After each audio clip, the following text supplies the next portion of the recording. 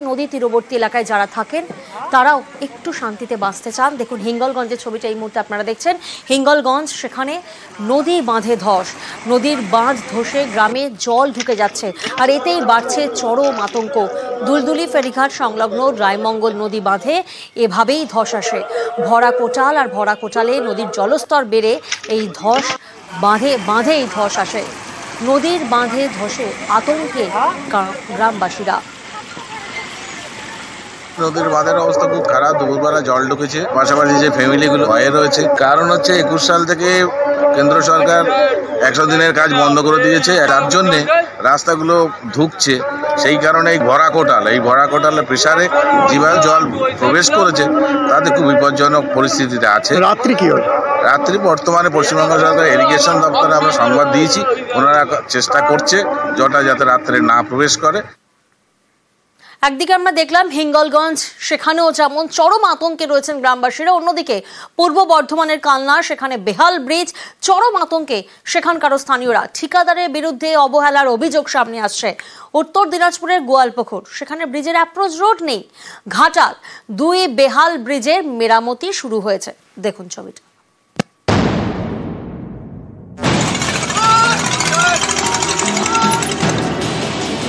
পূর্ব বর্ধমানের কালনার বৈদ্যপুর পঞ্চায়েত, এই পঞ্চায়েত এলাকায় গাঙ্গুর নদীর ওপর ব্রিজ। স্থানীয়দের দাবি, দীর্ঘদিন এই ব্রিজ বেহাল। মাসখানেক আগে ব্রিজ সারানোর কাজ শুরু করে ঠিকাদার সংস্থা। অভিযোগ, কয়েকদিন কাজ করেই বন্ধ হয়ে যায় ব্রিজ সারানোর কাজ। ব্রিজ না হওয়ার জন্য আমাদের খুব অসুবিধা। পাশে যে একটা বাইপাস করেছে সেই রাস্তাটাও ভালো নয়। বৃষ্টি হলে ওখানে আর যাতায়াত করা যাবে না। এই ব্রিজ কবে হবে আমরা নিজেরাই জানি না। এখন সম্পূর্ণরূপেই কাজ বন্ধ, আমাদের একমাত্র যাতায়াতের পথ। একটা টেকনিক্যাল সমস্যার জন্য এই জায়গায় দাঁড়িয়ে আছি। সামনের সপ্তাহে লোড টেস্ট হয়ে গেলেই কাজ শুরু হয়ে যাবে। বিষয়টা আমি শুনেছি, এটা নিয়ে আমি কথা বলছি, আর কি হয়েছে বা কি করা যেতে পারে সেটা দেখছি।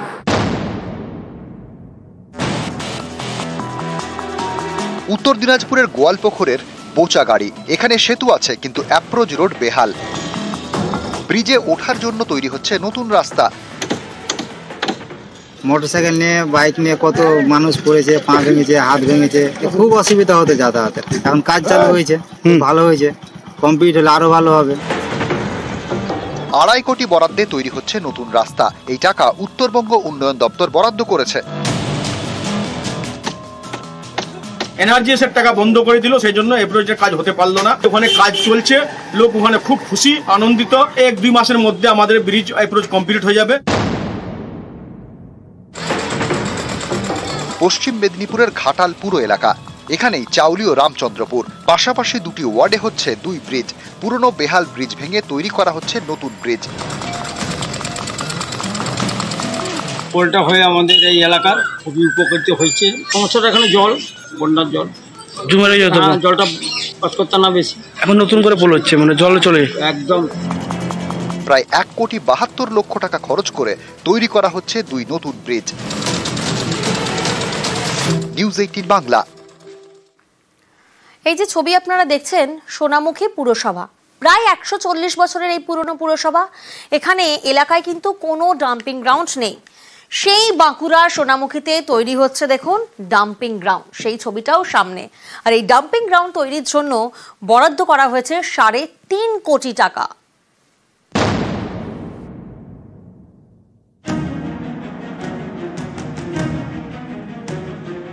বাঁকুড়ার সোনামুখী, এখানে রাস্তার ধারে যেখানে সেখানে আবর্জনা, কারণ এলাকায় কোনো ডাম্পিং গ্রাউন্ড নেই।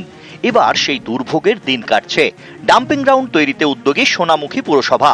এর জন্য 3.5 কোটি টাকা বরাদ্দ করেছে পুর ও নগর উন্নয়ন দপ্তর। সোনামুখী পুর এলাকায় আদক বাজার, এখানে 6 একরের বেশি জমির ওপর তৈরি হচ্ছে ডাম্পিং গ্রাউন্ড। পুরসভার দাবি, ডাম্পিং গ্রাউন্ড তৈরি হয়ে গেলে সোনামুখীর বুক থেকে সরবে আবর্জনা। গার্হস্থ্য যে আবর্জনা, সেগুলো ফেলার মতো পর্যাপ্ত জায়গা সোনামুখী পৌরসভা পাচ্ছিল না। সোনামুখী শহরের আপামর জনসাধারণের ঘরের থেকে যে আবর্জনা কালেকশন হচ্ছে, সেটা সুন্দরভাবে নির্দিষ্ট জায়গায় ফেলা হচ্ছে এবং পরবর্তীকালে এটা প্রক্রিয়াকরণ হয়ে জৈব সারে রূপান্তরিত হবে। র্যান্ডমলি কাজ চলছে। 1886 সালে সোনামুখী পুরসভার পথ চলা শুরু। এলাকায় ছিল না কোনো ডাম্পিং গ্রাউন্ড। সোনামুখীর জনসংখ্যা প্রায় 35,000। 15টি ওয়ার্ড নিয়ে সোনামুখী পুরো এলাকা। এইসব ওয়ার্ডের জঞ্জাল জমত রাস্তার ধারে। স্থানীয়রা বলছেন ডাম্পিং গ্রাউন্ড তৈরি হলে পরিষ্কার থাকবে রাস্তাঘাট।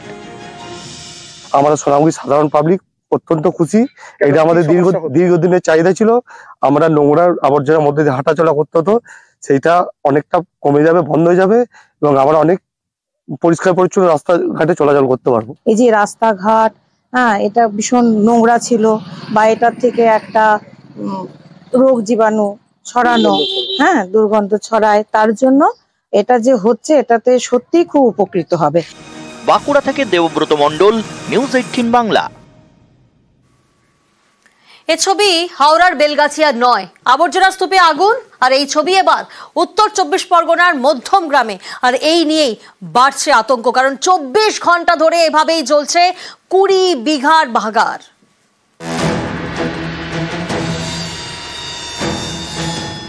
কালো কালো ঢিবি, সেই ঢিবির ভেতর থেকে বেরিয়ে যাচ্ছে ধোঁয়া। দেখলে মনে হতে পারে যেন দলা পাকানো পোড়া কাগজ। কিন্তু এগুলো পোড়া কাগজ নয়, এগুলো ডাম্পিং গ্রাউন্ডের পোড়া জঞ্জাল।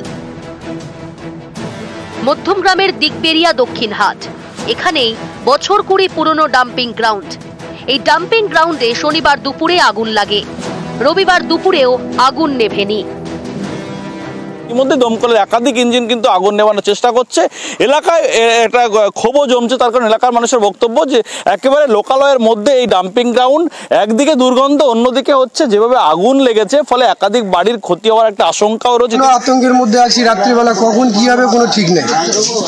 আমরা তো এর মধ্যে এইভাবে তো বসবাস করতে পারি না। এখানে একটা আতঙ্কের মধ্যে সবসময় লোক থাকবে। এখানে এই আতঙ্কের মধ্যে বসবাস করা কি সম্ভব? ডাম্পিং গ্রাউন্ডে আগুন, অভিযোগ এর ফলে এলাকায় মারাত্মক ক্ষতি হচ্ছে। একটি বাড়িতে ফাটলও ধরে। কাউন্সিলর এখানে আসেনি, এসেছে, ওনার হাজবেন্ড এসেছে, এসে দৃশ্য দেখছে, কোনো হেল্প পাইনি আমরা, কোনো রকম কিছু হেল্প পাইনি। তার উপর আমরা বলেছি বলে, ওনাকে গাড়ির বিষয়ে বলেছি বলে, আমাদের এরকম ক্ষতিখাতা হয়ে গেছে বলে, গাড়ির বিষয়ে বলেছি বলে আমাদেরকে থ্রেট দিয়েছে, আমাকে ধাক্কা দিয়েছে, আমার হাজবেন্ডকে মারধর করেছে। প্রায় 20 বিঘা জমির উপর ডাম্পিং গ্রাউন্ড, সেখানেই আগুন। দমকলের প্রাথমিক অনুমান জঞ্জাল জমে তৈরি হওয়া মিথেন গ্যাস থেকেই আগুন। এই আগুন যাতে ছড়িয়ে না পড়ে সেই চেষ্টা চালাচ্ছে দমকল। আগুন লাগার পর ঘটনাস্থলে যান স্থানীয় তৃণমূল বিধায়ক Rathin Ghosh. Methane gas form করলে আগুন লাগে, সেই আগুনটা লেগেছে, সেইটা স্ক্যাটার্ড ওয়েতে হয়েছে। স্ক্যাটার্ড ওয়েতে হওয়ার ফলে এই কাছাকাছি যে সমস্ত নিয়ারেস্ট বাড়ি আছে তার উপরে খানিকটা হিট এলিভেট করেছে। ওনাদের রাগটা যথেষ্ট যুক্তিসঙ্গত। পুরসভায় বসে যা প্রয়োজনীয় ব্যবস্থা সেটা আমরা করব। দিন দশেক আগে হাওড়ার বেলগাছিয়ায় ডাম্পিং গ্রাউন্ডে আগুন লাগে। ভাগাড় সংলগ্ন বিস্তীর্ণ এলাকায় ফাটল ধরে, অনেককেই ঘর ছাড়তে হয়। অনেকটা একই ছবি উত্তর 24 পরগনার মধ্যম গ্রামে। এ নিয়ে এলাকায় ছড়িয়েছে আতঙ্ক। মধ্যম গ্রাম থেকে ক্যামেরায় সাম্য গোস্বামীর সঙ্গে জিয়াউল আলাম, নিউজ 18 বাংলা। আর এবার আমরা নজর রাখবো ঝাড়গ্রামের দিকে, কারণ ঝাড়গ্রাম দেখুন জায়গায় জায়গায় হাতির তাণ্ডব। বিঘার পর বিঘা চাষের জমির একেবারে দফা রফা। এই হাতির হানা থেকে বাসিন্দাদের সাবধান করতে উদ্যোগ নিলেন স্থানীয়রাই। কি সেই উদ্যোগ দেখুন।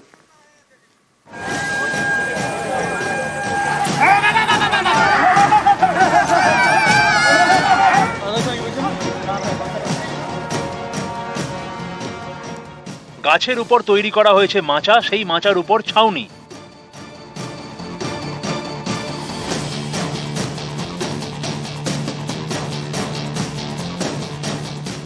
এখান থেকেই রাত পাহারার ব্যবস্থা।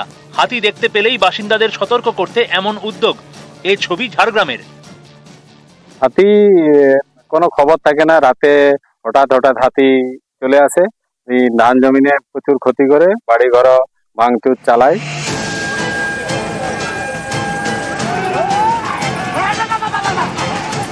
জঙ্গল থেকে লোকালয়ে ঢুকে পড়ছে হাতির দল, লন্ডভন্ড করছে চাষের জমি। অভিযোগ ক্ষতিগ্রস্ত হচ্ছে বাড়ি। তাই সতর্ক ঝাড়গ্রাম শহর থেকে কিছুটা দূরেই জঙ্গলে ঘেরা গ্রাম শিরশির বাসিন্দারা নিজেরাই রাত পাহারার সিদ্ধান্ত নিয়েছেন। গাছের উপর থেকে নজরদারির ব্যবস্থা করা হয়েছে। এই গাছের মধ্যে নজরদারি চালানো হয় হাতির জন্য। প্রাণের ঝুঁকি হলো কিছু করার নেই, আমাদের কি করবো বলুন। রাত্রে গাছের যে মাচাটা বানানো আছে বাড়ির মতন করা আছে, সেটাতে রাত্রে ঘুমিয়ে থাকা হয়, দুজন জেগে থাকা হয়, দুজন ঘুমানো হচ্ছে, দুজন জেগে থাকছে। এবার হাতি খবর পেলে সেখানে নিজের খরচ দিয়ে মশালের ব্যবস্থা করা আছে, সেগুলো দিয়ে তাড়ানো হয়। ঝাড়গ্রামের গোপীবল্লভপুর 2 নম্বর ব্লক, এখানকার পেটবিন্ধি এবং মালাই এলাকায় ঢুকে পড়ে প্রায় 60টি হাতি। রবিবার ভোর পর্যন্ত দাপিয়ে বেড়ায়। এতে ক্ষতিগ্রস্ত বিঘার পর বিঘা ধান এবং সবজি চাষের জমি। কৃষকদের মাথায় হাত। ঝাড়গ্রামের সাঁকড়াইলেও তাণ্ডব চালায় হাতির দল।